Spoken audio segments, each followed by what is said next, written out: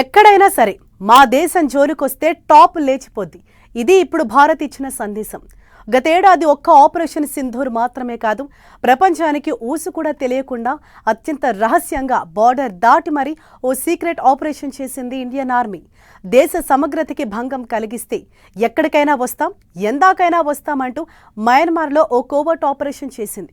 ఆ వివరాలు తాజాగా బయటికి రావడంతో అటు పాకిస్తాన్ ఇటు బంగ్లాదేశ్ ఒళ్ళు దగ్గర పెట్టుకోవాల్సిన పరిస్థితి ఏర్పడింది. ఇంతకీ ఏంటో operation? Watch the story.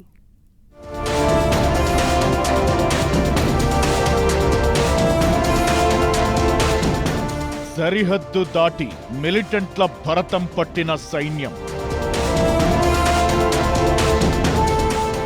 Operation Sindoor మాత్రమే కాదు, ఆపరేషన్ కోవర్ట్ కూడా.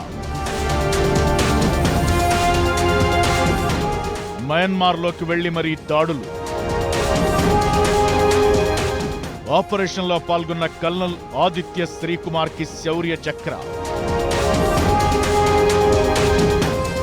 ఈ డీటెయిల్స్ పాక్, బంగ్లా సహా ఇతర దేశాలకు వార్నింగ్ సైరన్. మయన్మార్ సరిహద్దులో భారత సైన్యం నిర్వహించిన అత్యంత సాహసోపేతమైన కోవర్ట్ ఆపరేషన్ వివరాలు ఇప్పుడు వెలుగులోకొచ్చాయి. గతేడాది నిర్వహించిన ఈ మెరుపు దాడిపై కేంద్ర ప్రభుత్వం తాజాగా అధికారికంగా ముద్ర వేసింది. ఈ ఆపరేషన్ కు సంబంధించిన పూర్తి వివరాలు, భారత సైన్యం విదేశీ భూభాగంపై నిర్వహించే రహస్య ఆపరేషన్లను కేంద్రం బహిర్గతం చేయడం చాలా అరుదుగా జరుగుతుంది. అయితే ఈసారి 21వ పారా స్పెషల్ ఫోర్స్ కు చెందిన లెఫ్టినెంట్ కల్నల్ ఘటాగే ఆదిత్య శ్రీకుమార్ కు శౌర్య చక్ర పురస్కారాన్ని ప్రకటించడంతో ఈ ఆపరేషన్ వివరాలు ప్రపంచానికి తెలిశాయి. మయన్మార్లోని మిలిటెంట్ శిబిరాలను అత్యంత ఖచ్చితత్వంతో ధ్వంసం చేసి దేశ వ్యతిరేక శక్తుల నడ్డి విరిచినందుకు గాను ఆయన్ను ఈ ప్రతిష్టాత్మక అవార్డుతో సత్కరించారు. శత్రువుల కళ్లుగప్పి నిర్వహించిన ఈ మిషన్ భారత సైనిక పరాక్రమానికి నిదర్శనంగా నిలిచింది.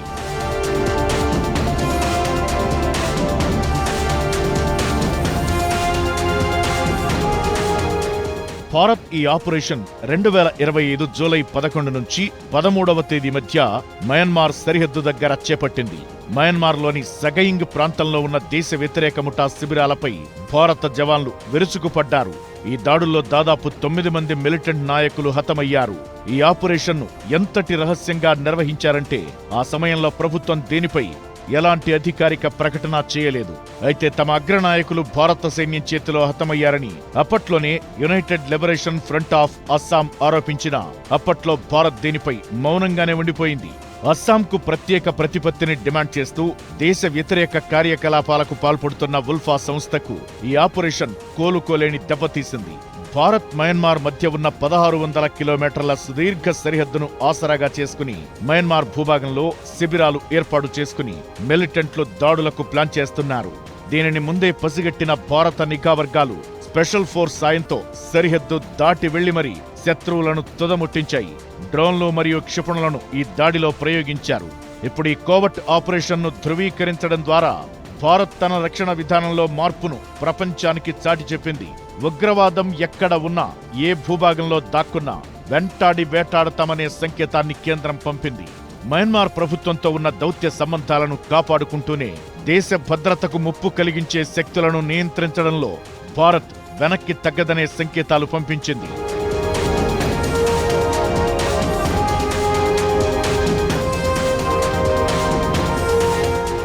ప్రగల్భాల పాకిస్తాన్, అది అండగా ఉంటుందనే పిచ్చి భ్రమలో ఉన్న బంగ్లాదేశ్ సహా ఇతర పొరుగు దేశాలన్నింటికీ ఈ రెవల్యూషన్ ఓ పెద్ద షాక్. అవటానికి చిన్న దేశమే అయినా బర్మా సరిహద్దు దాటి మరీ కుట్రదారులను అంతం చేయడం ద్వారా ఇలాంటి కుతంత్రాలు చేపడితే ఇదే గతి అనేది భారత్ ఇచ్చిన సిగ్నల్. కుట్రలు చేయకపోయినా కుట్రలు చేసేవారికి సాయం చేసినా భారత్ సహించదని తాజాగా ఆపరేషన్ కోవర్ట్ బయటపెట్టడం ద్వారా సంకేతమిచ్చింది.